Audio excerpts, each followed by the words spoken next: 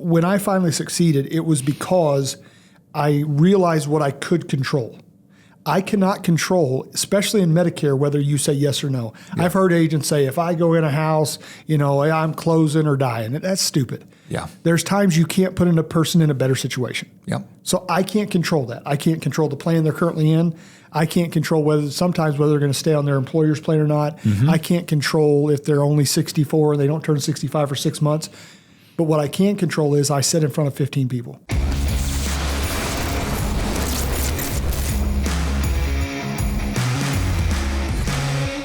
Ladies and gentlemen, welcome back to the Medicare Sales Playbook. I'm your host, your co-host, if you will, Dallas Keithley. I'm joined today by Mr. Matt Smith. Matt, thanks for being back on. Man, thanks for inviting me back again. Always. You're always bigger than I am, and you scare me. So. Always a pleasure to sit. That's a scary thing. It is. Always a pleasure to sit at the table with you. I'm scared of a lot of people, but let's jump right into it.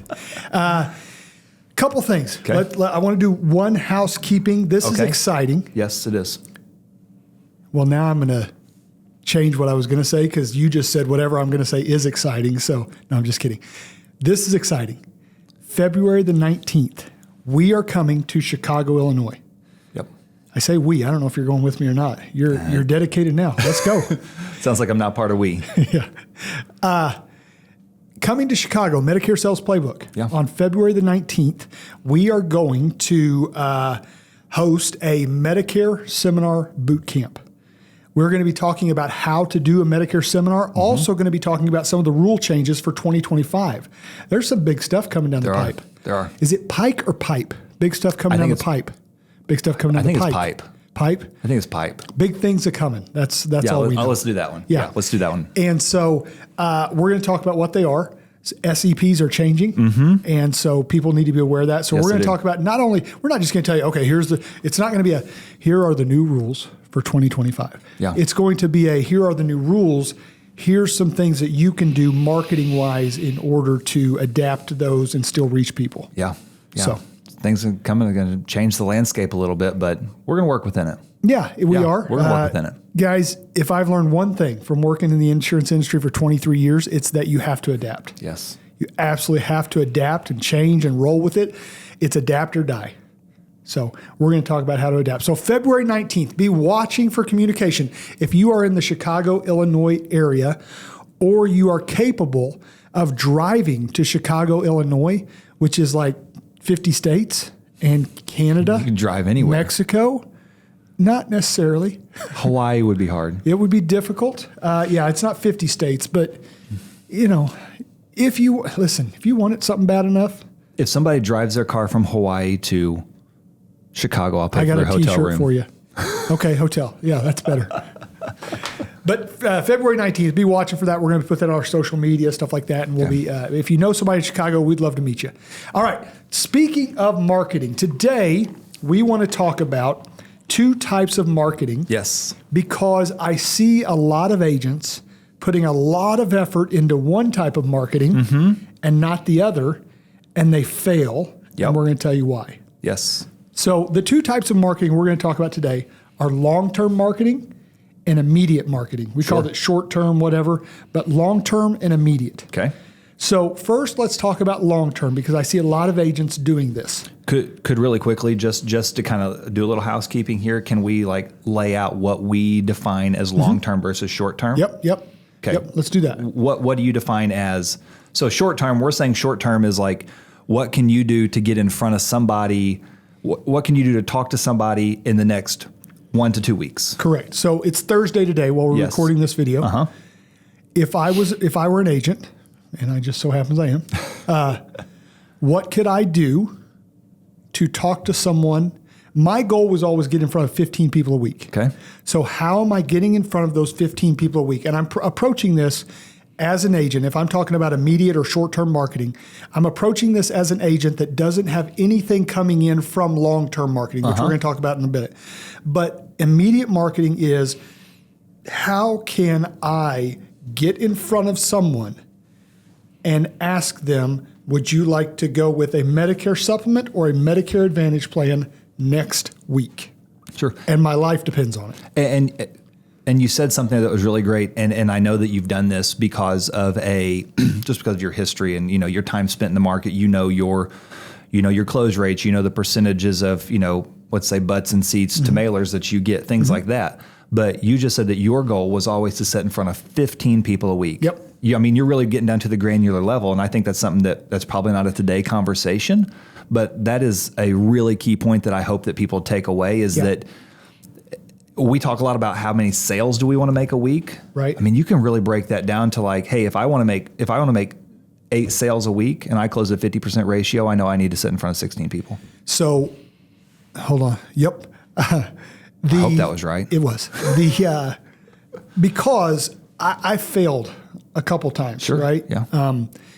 I don't like using the word fail because I think you only fail when you just say, okay, I'm done forever, when you don't get up off the mat, right? But when it comes to when I finally succeeded, it was because I realized what I could control. I cannot control, especially in Medicare, whether you say yes or no. Yeah. I've heard agents say, if I go in a house, I'm closing or dying. That's stupid. Yeah. There's times you can't put a person in a better situation. Yep. So I can't control that. I can't control the plan they're currently in. I can't control whether they're going to stay on their employer's plan or not. Mm-hmm. I can't control if they're only 64 and they don't turn 65 for 6 months. But what I can control is I sit in front of 15 people. Yes. And we're going down a little rabbit trail, but I think it's worth it. One of the harder things for me when I was trying to get in front of 15 people was when I had a good Monday, Tuesday. Yeah. I sat down in front of 4 people and I sold 3 Medicare policies and a life policy. And I'm like, you know what? The Keithley clan can eat for the next month. Like, we're good, right? That was harder than when I had a bad Monday, Tuesday, because I know I'm like, man, I still got to get in front of 12 people. Yeah. Right? So the key is waking up every day knowing, okay, I've sat down with 4. I've got to sit down with 11 more people. And Saturday, like I tried to have everything done by Thursday, maybe Friday morning. Sure. That way I can take Friday afternoon and paperwork and all that stuff. But just those 15. So to get back to it, our what I mean by immediate or short-term marketing is what can I do to talk to somebody next week? Now, long-term marketing, that's your stuff that is going to things that are necessary for a business. And we're going to go through a list here and go through how to do them and stuff. Things that are necessary for a business, things that you should have, things that you should work on and improve constantly. But it's going to, people may call you later because they see something. Okay. Like long-term, right? So let's start with long-term and then end up with short-term. Let's do that. Love it. So what do you have first for long-term? The first thing I have for long-term is social media. And I know we're going to go back and forth on this. Yeah. It can be either one. But I think the first thing that I had on my list here, I won't say it's the most important, but it is it's how I wrote the list. Social media, because, building your social media presence and following does not happen overnight. No. If it did, that'd be really cool. Well, and I'll, when we were pre-show, we were talking about these, and we talked about, is that short-term or is that long-term? As I'm thinking about it, I think it is long-term because I can control what I say on social media. I can put the message out. I can say, click here. I can be non-compliant. I wouldn't, but I can be non-compliant and say, I have the best plan in the 417 area and yada, yada, yada. Yeah. But I cannot make the consumer do anything. I can't control the response. You can't. So that is long-term for me. You can't, but you can, and you're right. So, and you're building that presence. You can't do that, but, probability says that the more people following, the better my odds are. But I think where that can fall into short-term is, I ask the question all the time when I talk to agents. The first thing I say, I'm like, does everybody in your circle know what you do? Right. And, social media is one of those. We had some agents who were brand new to the business. And I know we're kind of we're dipping into another one. I'm sorry about that. We'll go all over the place. I'll allow it. This is how our conversations usually go. Yep, we'll allow it. They were brand new and they really didn't know what to do. And so they went onto their community page and they just said, hey, here's who we are. Here's what we do. Yeah. Well, we're not going to sing a song. But it's hard, I know. Boy, I had a funny one for that. But I'm yes.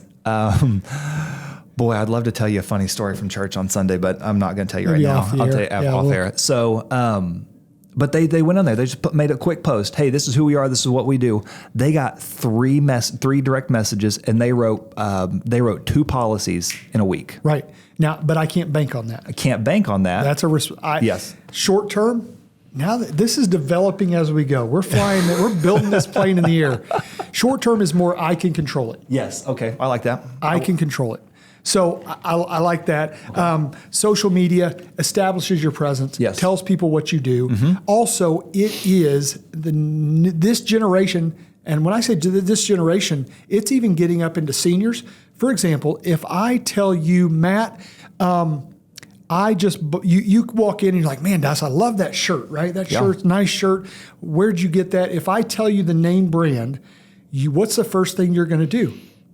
I'm going to go Google it. You're going to Google it, and you're probably going to look at their social media. Mm-hmm. This isn't a great example, but you understand what I'm saying. Yeah. To find out if it's legit, where you can get it, if there's any sales, whatever, you go to social media. Yeah. So if you're out there and somebody hears your name, first thing I'm going to do is go look them up on social media. Yeah. In a non-stalkery, creepy kind of way. I thought this was where you were going to ask me where I got my shirt at. No, I know where you got that one. Work. It's from the other Matt's closet.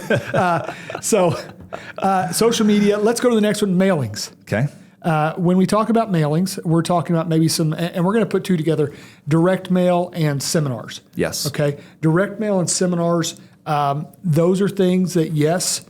Now, like I said, we're coming to Chicago February 19th. I'm going to be doing seminars. So if you come to Chicago February 19th, we're going to have a class on the 19th, and I'm going to invite you to a seminar on the 20th to actually see it work. But that takes a while. It does. I was talking to a couple yesterday, and they're like, okay, we're going to do seminars in April.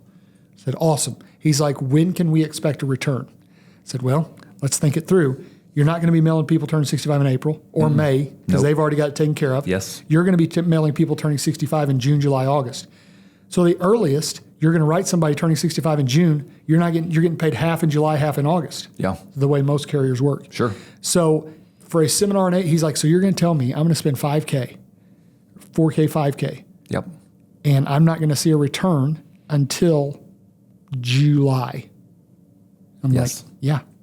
Now, there's some other things you can do. Of course. And we'll go over that on another show.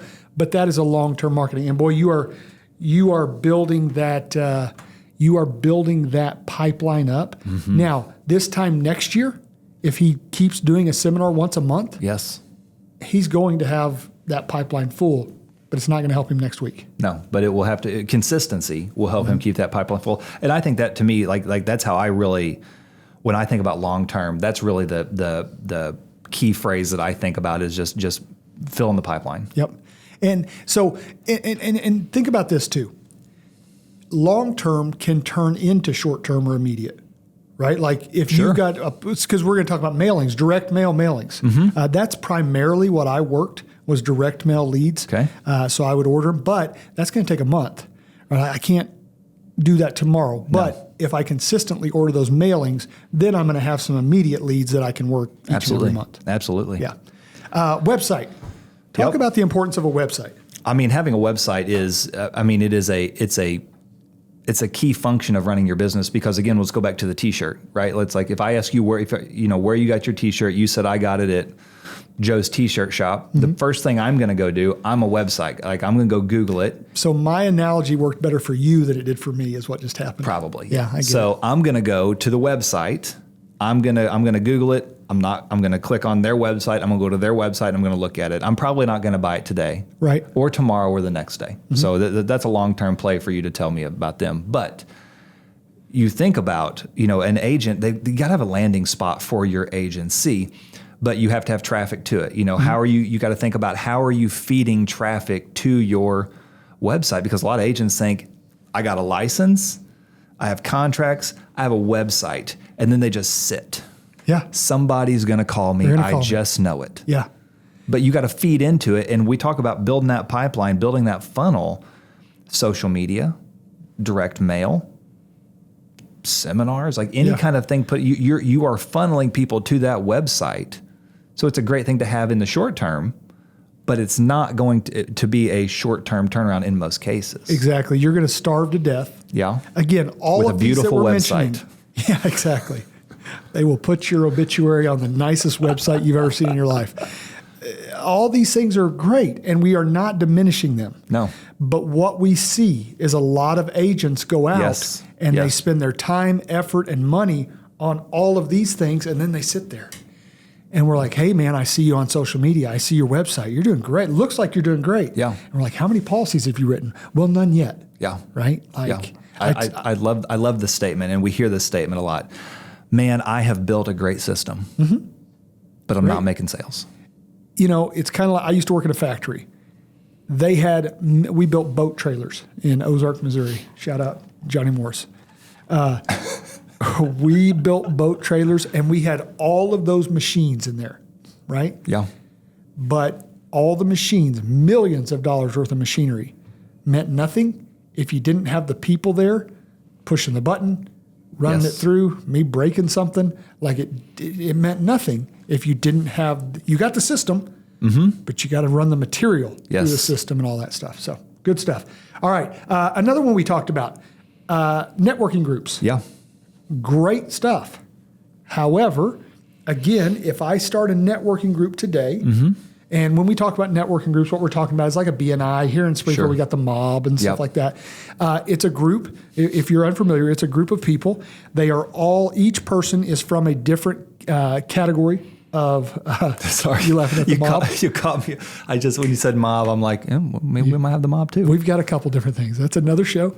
But you have a person from each occupation. Only one person, so you'll have a heating and air guy and a insurance guy, and you'll have a car mechanic and all. So you've got all these different, and the purpose is to share those back and forth. However, referrals do not get passed until trust is built. Yes. So even if you start a networking group today, it's going to be a couple months before you start seeing that come in. Absolutely.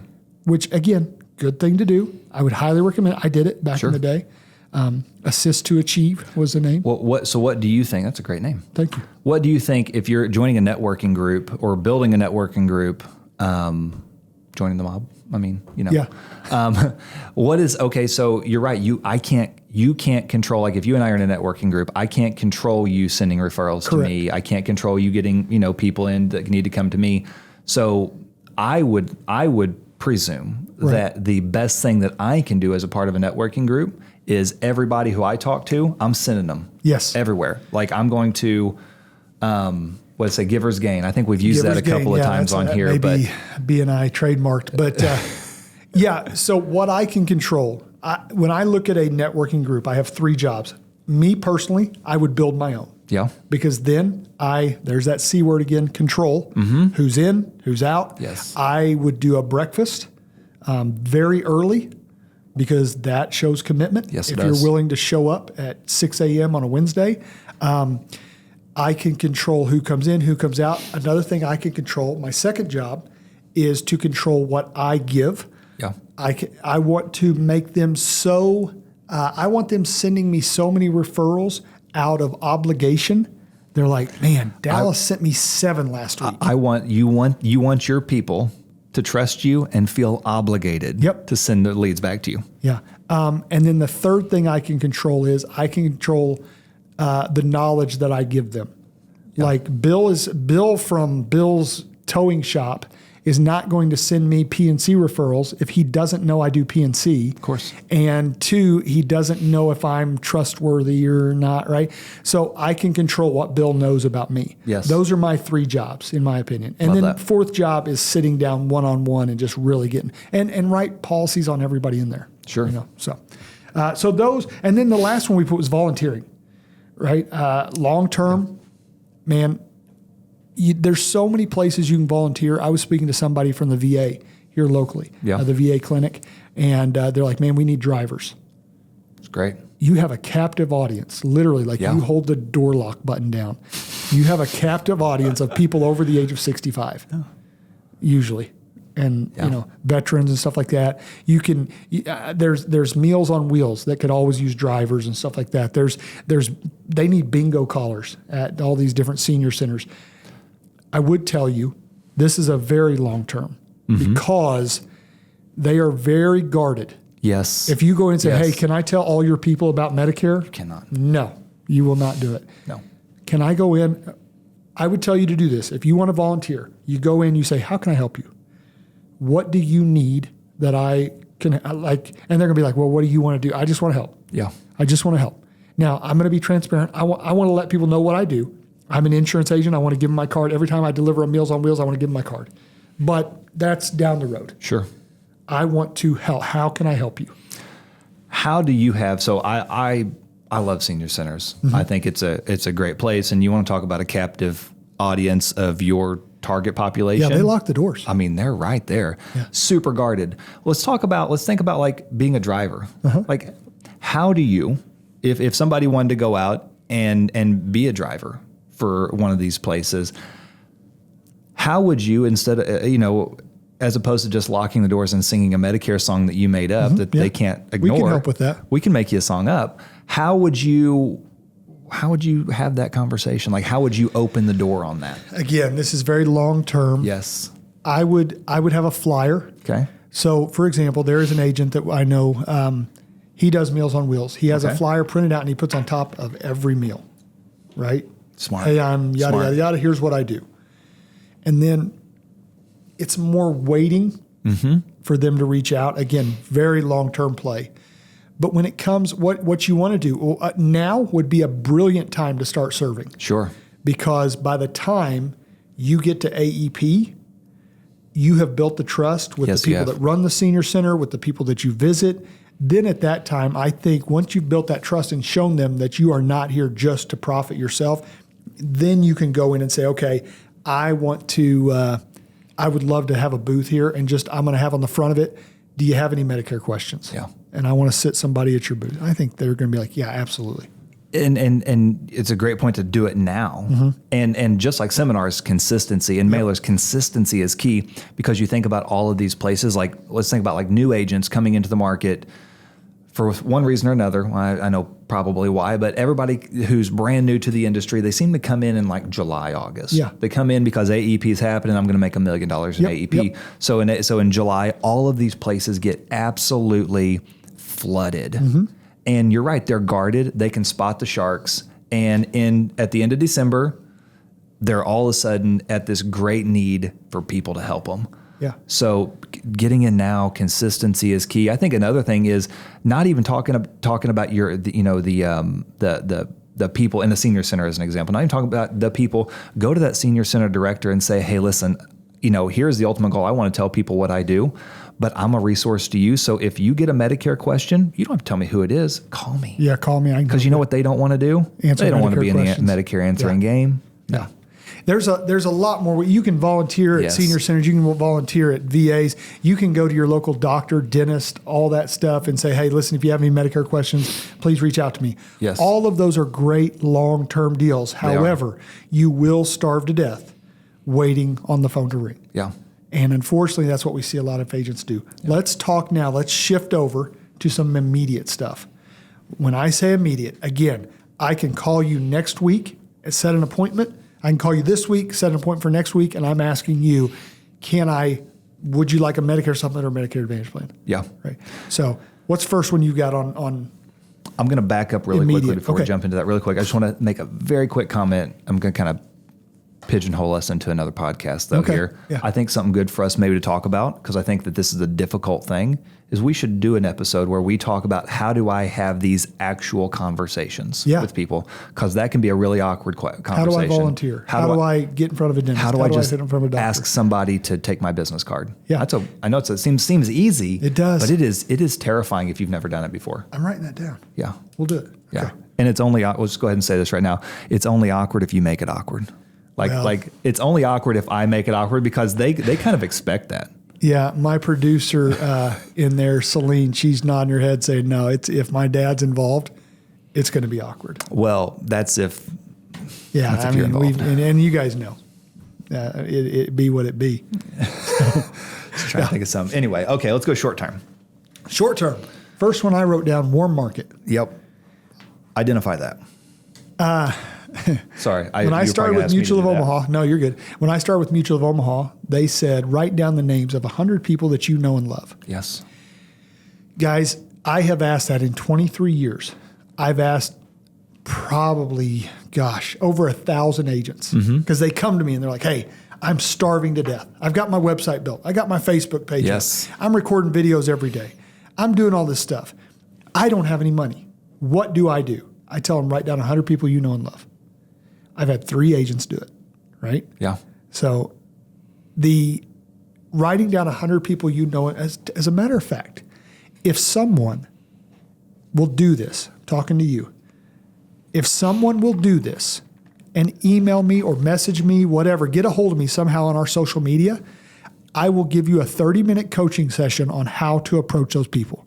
And I'm not worried about being too busy because nobody ever does it. No. And that was a little reverse psychology there, talking to you, right? That's a challenge. I don't think you will. No. But Mutual of Omaha, New York Life, all those big companies, if you go work for them, they say you got to write down 100 people you know and love. Then they will mail out a letter, and then you'll start calling those people and stuff like that. What I would do is I would even go a little bit further. Okay. I would write down 100 people you know and love, and if you really want to be in the business, couldn't you do 200? I didn't have social media back then. I don't know if I know and love 200 people. That's a lot of people. No or love. Let's put the or in there. Okay, we got that. Then you take your list of 200 and you put a star by the top 10 people. Here's how you determine if they're top 10 people. If you could walk into their house, open the fridge, take something out and start eating and they wouldn't care, those are your top 10 people, right? Yeah. My aunts, my uncle, Corby Pyatt, I could walk in his house right now. His wife would shoot me, but then she would make me a meal. But those are your top 10, your warm market. You're calling those next week, and I'll give you a little taste of the coaching call. You're calling them and you're saying, listen, I am now in the insurance business. If you mailed them a letter, great. If not, that's okay. As you've probably seen on my social media, I'm excited about the insurance industry. We did an episode on centers of influence. You can watch that one. I'm going to come by next Tuesday, and I'm going to show you what I do. I'm going to see if I can put you in a better situation. See you Tuesday.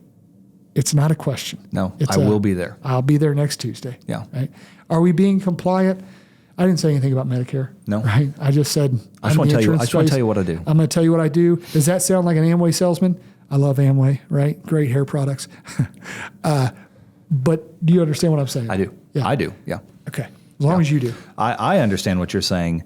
And that's the very same question I ask, I don't always challenge people to do that, of course, but I just asked the question. Like, I had a young man sitting in my office last week. I know we talk about the word potential sometimes. Dude's got this, the sky is the limit for this guy. Yeah. But the question I asked him was like, does everybody in your circle know what you do? And he's like, and I was like, before you do anything else, everybody that is in your circle, like, they love you. They want to see you be successful. Make sure they know what you do. I wish I could bring Celine in here. Should I? No, we won't do that. I would ask Celine. Celine, raise your hand if you know what I'm going to say. There are 2 kinds of people in this world. Who are they? What are they? I know she's saying it in my ear. There are 2 types of people in this world. People that love Lou Diamond Phil's. No, I'm just kidding. People that want to see you succeed and people that want to see you fail. Yes. The people that you want to see that want to see you succeed, you lean into them. Mm-hmm. They are your support network. They're your cheerleaders. The people that don't want to see you succeed, Celine, what do you do with them? I can't say that on the air, okay? But you get what she said, okay? You do not invest your time, energy, or money into them, right? Yeah. What's the problem is that's who we typically invest the most time, energy, and money into. Because why won't Uncle Bill call me back? We want to convert them. Yeah. Why won't Uncle Bill call me back? Yeah. Why is, I don't understand. And then we get mad and then we're frustrated and, I put so much time. Forget Uncle Bill. Yeah. Right? Let him go. Aunt Sue loves you. Go talk to Aunt Sue and put your time, energy, and money into those people. Right? Absolutely. I lit on a little rant there, but warm market That's fine. is the easiest way to get in front of people, and nobody works it anymore. No. I want to say one more thing about that. You said you had a young man in your office. You asked him, do people know what you do? Yeah. Right? He says, not really. Yes. Not only do they not know, I would wager that they are worried about him calling them because they know he's in some kind of sales, right? And I think that's the same kid that sold me a whole stinking box of candy bars that I've still got in my fridge back in 1994. But them not knowing or partially knowing is worse than them knowing what you do. Like, you may call them up and be like, hey, listen, I do Medicare. Yeah. And I would love to help you. And they're like, oh, gosh, yeah, we were just talking about that. We need help. Yeah. If you just say, yeah, I do insurance, oh, crap, he's going to try to sell us pet insurance, So knowledge is allowing them to make a decision. Yeah. Not you trying to get in the door. Well, and you think, we say all the time, like, we're in this industry. Why are we in this industry? We want to provide for our families. Do we stop our family right outside the people that live in our home? Sometimes. Yeah. But, you think about who do I want to see most protected? Who do you want to see most protected in the world? It's the people that you know and love. And so the question I asked him, I was like, do they know what you do?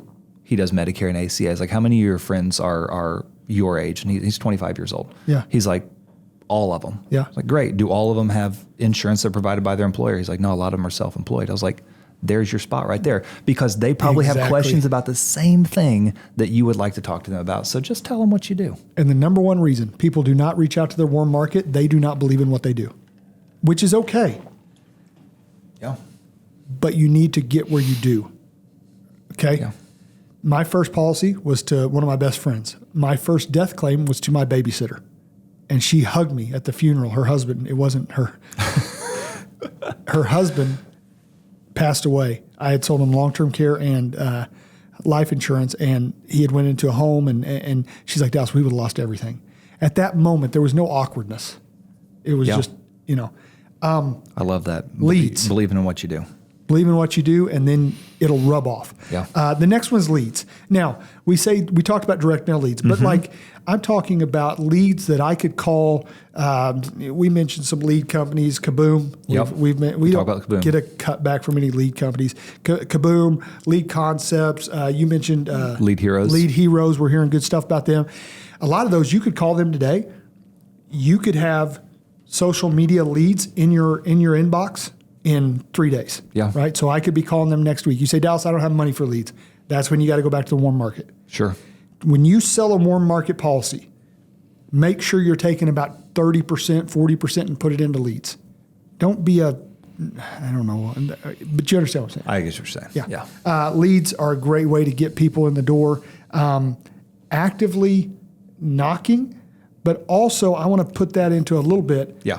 Actively always being an insurance agent, right? Okay. I'll give you a quick story. I had a gentleman that came into my office. I wrote a policy on him, and I'm like, hey, what do you enjoy doing? Because I'm like, man, I got to start asking for referrals. He's like, oh, man, I play pool.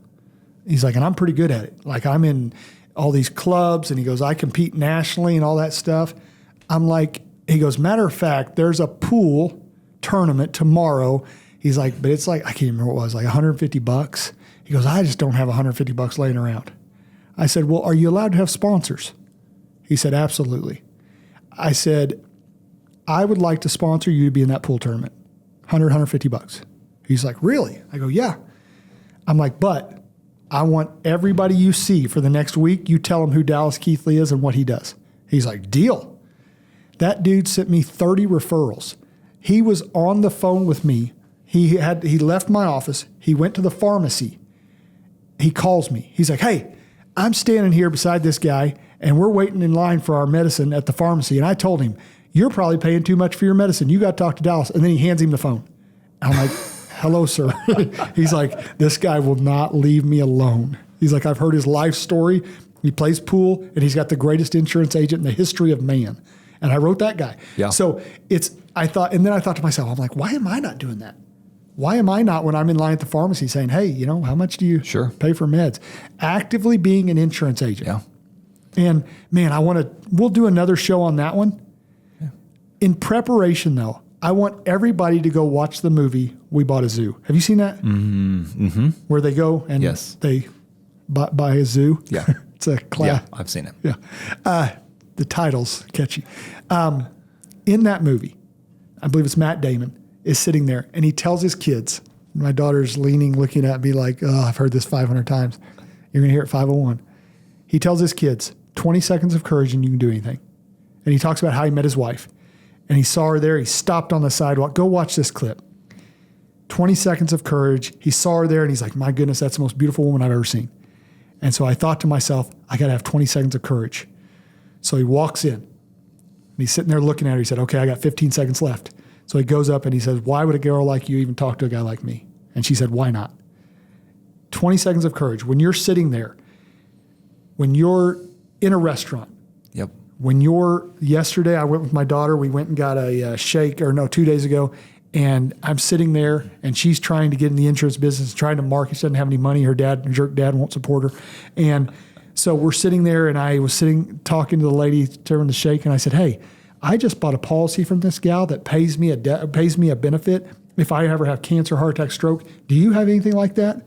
And Shelby looked at me like eyes wide, like, Dad, that's embarrassing. And she's like, no, I didn't even know there was something like that. And I'm like, 20 seconds of courage. Now it's not awkward. Yeah. Now we're just talking. Yep. So actively being an insurance agent. What else you got? Nursing homes, or Yeah. I just wrote down nursing homes, but what can you do to talk to somebody? Find, I don't know how many, depending on where you live, find the nursing homes in your area and just go introduce yourself to the person at the front desk. Yep. Hey, here's who I am. Here's what I do. Can I talk to these people next week? Can I hold a seminar next week? Yeah. Can I hold seminar next week? Can I talk to you next week? Yeah. Let me tell you what I do because you know who gets all the questions. It's the lady at the front desk. Yeah. Billing departments, all that stuff. Yes. The last one I wrote down was a turning 65 list. Okay. Now we'll close with this one. Guys, I want you to be compliant, right? You. And if you think I'm not looking at you, I'm looking at you. I want you to be compliant. Okay. There is a way, Please. I believe, to door knock compliantly. We have one of our providers provides us with a turning 65 list. Guys, I'll just say the name. We're not an integrity partner or anything like that, but some of our contracts are integrity, so we get their tools. If you have any contracts through integrity, they have a website that will give you not only a turning 65 list, it'll give you a map of everybody that's turning 65. If you need help finding it, reach out to me. I'll help you. Turning 65, you can go up what I would do. Now, I cannot go up and knock on a door and say, hey, do you need help with your Medicare Advantage plan? Yes. Do you need help with your PDP? Or no, I suppose. I can't do that. But what I would do is I had a letter, and I'll work on putting this letter on our website too. Maybe. There's compliance. I had a letter that basically said in 1956, and I'm paraphrasing, you could buy a shirt for $1. In 1965, you could buy crackers and something else for $1. In 1970, you could buy this for $1. In 2025, you can't buy much for $1, maybe a can of Coke. So have a can of Coke and a happy birthday. Have a can of Coke on us and a happy birthday. I would attach a $1 bill to it and my business card. I would go knock on the door and I would say, hey, I heard you were turning 65 and I wanted to give you this. They would read that. They'd be like, oh, that's cool. Yeah. Who are you? What do you do? I'd be like, listen, my name's Dallas. I help people that are 65 with Medicare, with a bunch of different things. And I would even have my cross-selling sheet that I talk about all the time. I would have that there too now. I didn't have that back then. I would say, there's what I do. Do you have any questions about Medicare, enrolling in Medicare? I'm just trying to get them to talk. All I'm doing is starting a conversation. Now, if I go knock on 50 homes, I may get into one. But it's better than me sitting at my desk looking at Instagram, waiting for the phone to ring, all that stuff. Tweaking your website. I don't go up to the door and knock and say, hey, I could help you. I bet I could get you a better Medicare Advantage plan than you've got right now. I'm just going up. I heard you're turning 65. Would love to visit with you. Do you have any questions? What's the hardest part about Medicare? I don't like yes or no questions. Okay. I like, what's the hardest part about rolling in Medicare? I haven't done it yet. Okay.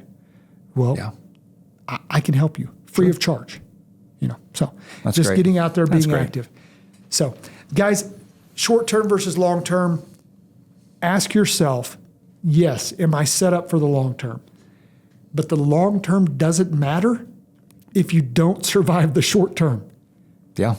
It doesn't matter. You may have the best website in the planet, be posted to TikToks every day. It does not matter. Yeah. Got to eat till then. You got to eat till then. So my manager used to tell me, Dallas, learn to hunt rabbits and live on rabbits, and occasionally you'll shoot an elephant. But if you sit there and hunt elephants every day, all day, you'll die in the field with a rifle in your hand. So, I like that. yeah, I like that. he was pretty smart. Guys, thank you again for watching the Medicare Sales Playbook. Our goal is to help you expand your Medicare business one play at a time. We appreciate you. We want to help you. February 19th in Chicago. Be sure and reach out if you want directions. We're going to put more on our website. Be watching our social media. We'll put all that up there and stuff like that. We're going to be talking about Medicare seminars, how to do them. We'll take you to a Medicare seminar, and then we'll talk about the rule changes. Also, please do me a favor, like, share, comment, all that stuff, good, bad, whatever. If you want to know where Matt got his shirt, you can ask him. All that stuff can be done on our social media. We appreciate you guys. Thank you to Celine in the booth, making us sound good, working on them, making us look good. But we appreciate you guys. We will see you next time on the Medicare Sales Playbook.